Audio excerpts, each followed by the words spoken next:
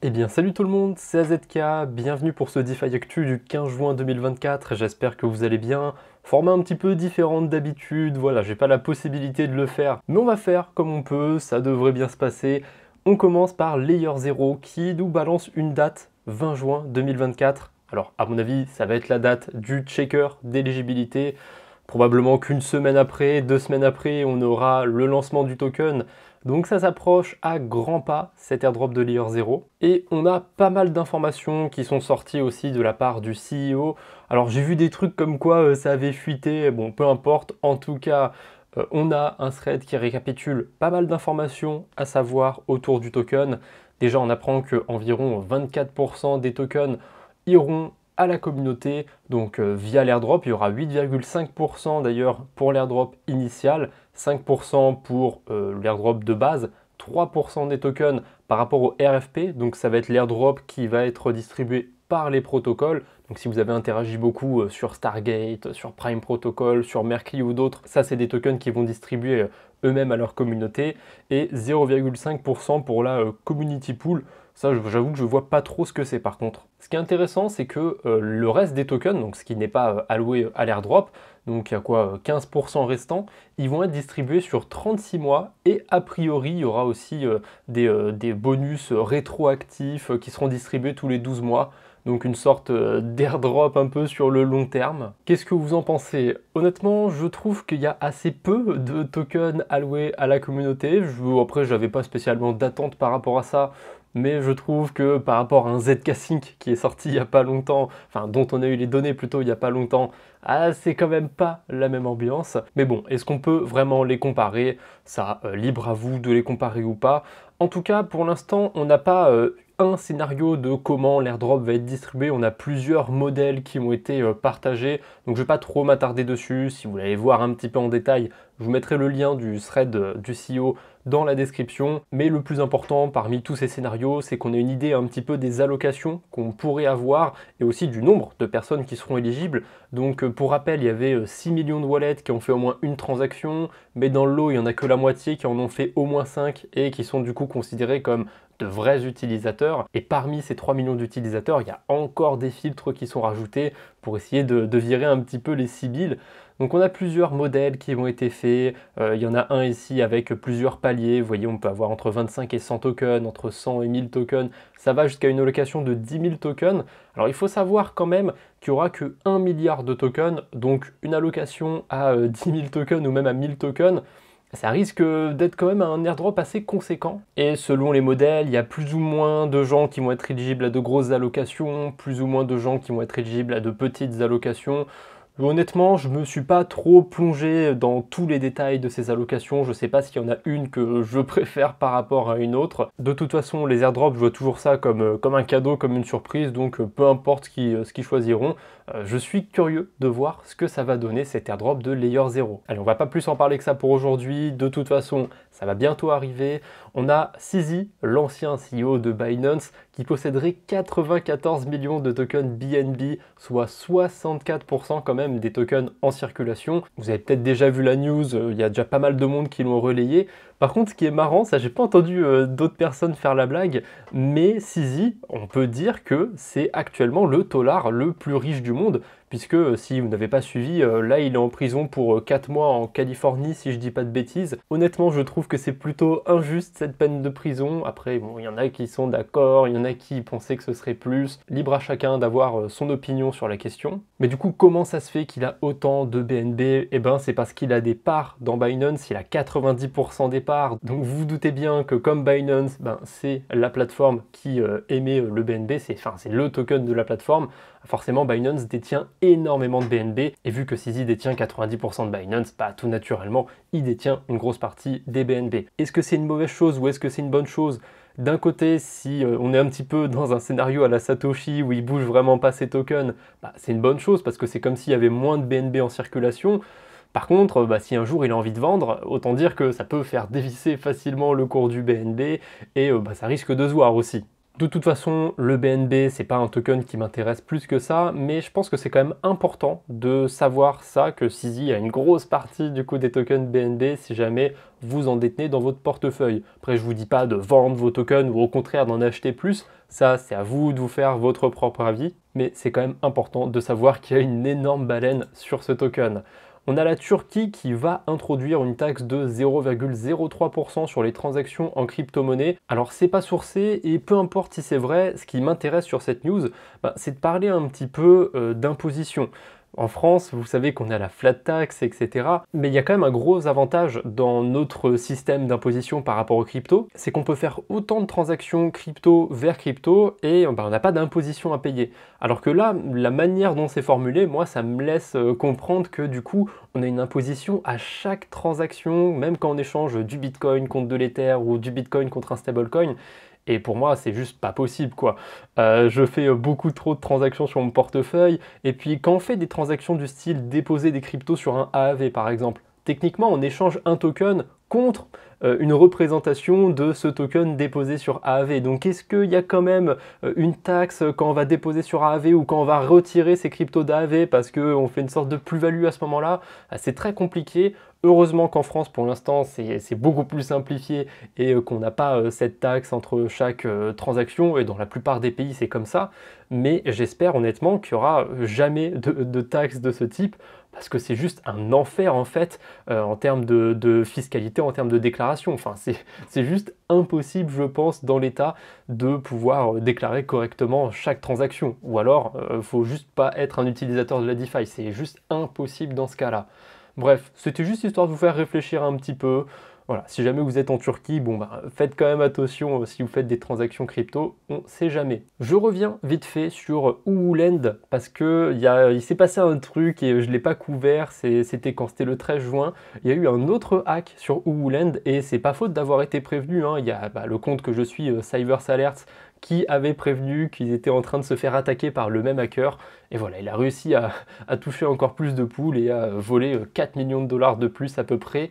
Et j'en profite aussi pour parler un petit peu plus de l'affaire Curve Finance. Curve Finance, il y a Michael Egorov, donc le CEO, le patron de Curve Finance, qui avait pas mal de tokens. Il a fait plein de carabistouilles du style en déposer sur des protocoles de prêt d'emprunt comme AAV ou Oolen justement qui s'est fait hacker et plein d'autres. Il en déposait un petit peu partout et il empruntait des stables par-dessus. Honnêtement, pour moi, c'était une manière de vendre indirectement ses CRV et il n'a pas de problème avec le fait qu'il s'est fait liquider. Parce que si vous avez suivi un petit peu l'histoire, oui, il s'est fait liquider, il y a même eu de la mauvaise dette sur certains protocoles. Alors, il a remboursé, là, il l'a écrit dans son post, il a remboursé 10 millions de dollars de mauvaise dette. Mais honnêtement, je pense qu'il n'était pas trop à ça près par rapport à la quantité de CRV qu'il a pu vendre indirectement. Parce qu'il avait beaucoup de CRV, je ne sais pas combien de pourcents des CRV il avait, mais je ne sais pas si on est au même niveau que CZ, mais il avait beaucoup de CRV. Et en fait, le mettre en collatéral, ça lui permettait de rendre ses CRV un petit peu liquides et de pouvoir avoir des stablecoins par-dessus. Et notamment, ça a fait beaucoup parler, mais il a acheté des manoirs ou un manoir avec l'argent qu'il a emprunté par-dessus ses CRV. Bref, on aime, on n'aime pas. Moi, honnêtement, je trouve que c'est pas une très bonne personnalité de la cryptosphère. Je sens qu'il a vraiment fait ce genre de stratégie pour vendre indirectement ses CRV, parce que pourquoi il n'a pas juste vendu ses CRV? Déjà parce que le token se serait effondré, le CEO qui vend ses tokens, c'est pas bon signe, vous voyez ce que je veux dire? Et en plus, comme il avait beaucoup de tokens et que le marché crypto il n'est pas connu pour être très liquide, il n'aurait pas pu vendre ses CRV, littéralement, et je pense pas qu'il y aurait eu assez de demandes en face. Donc voilà, c'est pour ça qu'il a emprunté par-dessus, j'en suis persuadé, je ne peux pas dire que c'est la vérité, mais en tout cas c'est ma conviction. Après vous pensez ce que vous voulez, si vous avez envie de vous exposer au CRV, faites comme vous voulez. Là d'un côté on peut dire qu'il a plus une bonne partie de ses tokens, donc peut-être que du coup on a un mauvais acteur sur CRV en moins, mais personnellement ça me donne pas quand même envie d'aller sur le token CRV. C'est tout ce que j'ai pour les mauvaises nouvelles, pas de nouveaux hacks a priori, donc tant mieux. On enchaîne avec les levées de fonds. J'en ai sélectionné que 2 pour aujourd'hui parce qu'il n'y a pas grand chose qui m'intéressait. J'ai regardé, il y en a quand même quelques-unes qui sont passées, mais en ce moment, il y a plein de petits projets qui sont dans plein de petites niches. Ça m'intéresse pas plus que ça, donc je relaye que les levées de fonds les plus intéressantes, hein. Au cas où, je préfère le préciser, c'est pas toutes les levées de fonds qui ont été faites à chaque fois que j'en parle, c'est celles qui m'intéressent le plus, celles que je trouve les plus pertinentes. Donc on a Unite, une blockchain de Layer 3 qui veut faire du jeu mobile en gros. Pourquoi pas? Ce qui m'intéressait en fait sur ça, c'était surtout de voir tous les gros investisseurs qu'il y a dessus. On a Coinbase, on a Solana, on a HTX, on a Kraken, on a OKX, on a Gemini, on a Digital Currency Group. Donc c'est pas une énorme levée de fonds, vous voyez que c'est 3 millions de dollars, donc ils ont sûrement mis juste une petite bille sur ce projet, mais c'est quand même fou de voir autant de gros noms sur un projet comme ça. Voilà, c'est ce qui m'avait tapé dans l'œil sur celui-là. Et le deuxième projet qui m'a intéressé, c'était Stage, parce que moi j'aime bien la musique, et du coup une plateforme de musique gamifiée. Je suis curieux de voir ce que ça peut donner, donc voilà, ils ont levé 2,4 millions de dollars. Allez, on enchaîne avec les news purement DeFi. On a Uniswap qui est dispo maintenant sur ZK-Sync. Alors peu de temps après, il paraît qu'il y a eu des soucis du côté de l'interface utilisateur, des problèmes lors des swaps ou quoi que ce soit. Mais bon, depuis, c'est déjà réparé, depuis ça a l'air d'aller, ils ont communiqué dessus. Et d'ailleurs, avec l'airdrop de ZK-Sync, je pense pas avoir mis une news de côté par rapport à ça, mais il y a pas mal de projets qui vont se voir allouer des tokens ZK et qui vont les distribuer aux utilisateurs des protocoles. Donc je l'ai déjà dit dans le DeFi Actu d'hier, mais à mon avis, il y aura des trucs sympas à faire sur ZK-Sync. Peut-être qu'il y aura des pools boostés du côté d'Uniswap, ça ne m'étonnerait pas qu'ils aient chopé des tokens ZK, même si paradoxalement ils n'étaient pas sur ZK-Sync avant. C'est aussi le cas de AAV. AAV, ils ont aussi eu des tokens ZK, et à mon avis, la stratégie de ZK-Sync, avec leurs tokens et avec le fait d'en distribuer à des protocoles qui ne sont pas encore sur leur blockchain, c'est justement de faire venir ces protocoles, de leur donner un intérêt à venir sur la blockchain. Et honnêtement, là, si on voit débarquer des Uniswap, des AAV, je pense que c'est bien pour le plus long terme sur ZK-Sync, parce qu'honnêtement, il y a des trucs sympas sur l'écosystème. Mais bon, on fait assez vite le tour, je trouve. Une petite news du côté de Colend, il liste un nouveau Bitcoin, donc le Bitcoin B bridgé depuis la Binance Smart Chain. Alors pourquoi je dis un nouveau Bitcoin? Il n'y en a qu'un de Bitcoin. Vous savez, probablement, si vous êtes un utilisateur de la DeFi, que quand on est sur Ethereum, quand on est sur la Binance Smart Chain ou autre, on n'a pas le même Bitcoin que le Bitcoin original sur la blockchain Bitcoin. On a une version bridgée. Et le souci, c'est qu'il existe plusieurs bridges. Donc on peut se retrouver avec plusieurs versions de Bitcoin. Et là, sur Core, je trouve que ça devient le bordel. On avait déjà le Wrapped Bitcoin qui est bridgé par Layer 0 depuis Polygon, Arbitrum. L'avantage de ce Wrapped Bitcoin, c'est qu'il est disponible sur plusieurs blockchains. Ça, pour le coup, je trouve que c'est assez pratique. Ensuite, on a le Core Bitcoin, ça s'est bridgé vraiment directement depuis Bitcoin. On a le Solve Bitcoin, je ne sais plus exactement d'où il est bridgé. Et là, on a un nouveau Bitcoin, le BTCB, qui est bridgé depuis la Binance Smart Chain. Pour ceux qui connaissent un petit peu la blockchain SUI, vous savez qu'on a plusieurs versions de l'USDC, et de toute façon sur pas mal de blockchains, on a généralement deux versions de l'USDC, genre l'ancienne version bridgée et la version officielle de Circle. Là, avoir 4 versions différentes du Bitcoin, je trouve que c'est un petit peu absurde. Mais bon, écoutez, d'un côté, ça permet de limiter un petit peu les risques de bridge, d'être exposé à plusieurs bridges différents, mais le souci, c'est que ça amène d'autres problèmes, notamment autour des liquidités. Est-ce que je dois être exposé à telle version de Bitcoin, à telle, laquelle a le plus de liquidité, laquelle je peux échanger le plus facilement? C'est assez compliqué. Mais bon, c'est comme ça, je trouve ça assez marrant de voir qu'il y a autant de versions du Bitcoin sur la blockchain Core, et mine de rien, en ce moment, il se passe des choses sur l'écosystème Core, ça devient de plus en plus intéressant, donc je pense que je vous en referai une vidéo, peut-être sur la chaîne principale plutôt. D'ailleurs, si ça vous intéresse, il y aura le lien de la chaîne principale dans la description. Parce que oui, là vous regardez ma chaîne secondaire, où je fais plus un contenu d'actualité. Alors c'est marrant que je dise chaîne secondaire parce que je fais plus de vidéos dessus, mais c'est parce que c'est des vidéos plus simples à produire. Allez, deux dernières petites news pour terminer, des news autour des points. Ah, on adore les points quand on farm des airdrops. On a un protocole sur Mod, un protocole qui s'appelle Splice Finance, donc c'est un fork de Pendle, pour ceux qui connaissent Pendle, mais bon, je pense que vous connaissez Pendle parce que c'est assez connu dans la DeFi. Ça fonctionne assez bien, il y a des pools sympathiques, après il n'y a pas non plus des liquidités de fou furieux. Ils ont lancé un système à points, ça va probablement amener un petit peu plus de liquidité, et si jamais vous avez des tokens Mod, il y a un rendement pas dégueu sur le token Mod sur Splice Finance. Si j'y pense, je vous mettrai le lien du protocole en description si vous avez la curiosité, si vous avez envie d'aller voir. Voilà, je pense pas non plus que ce sera l'airdrop du siècle à farmer, mais c'est toujours un petit truc en plus. Surtout que l'avantage de l'écosystème mode, on n'aime pas hein, ce layer 2. Moi j'aime bien parce que les frais ils sont vraiment faibles et on a quelques stratégies sympathiques à faire sur cet écosystème. Allez, pour terminer, on a Contango, il y a d'autres protocoles aussi qui n'étaient pas encore listés sur Etherfi.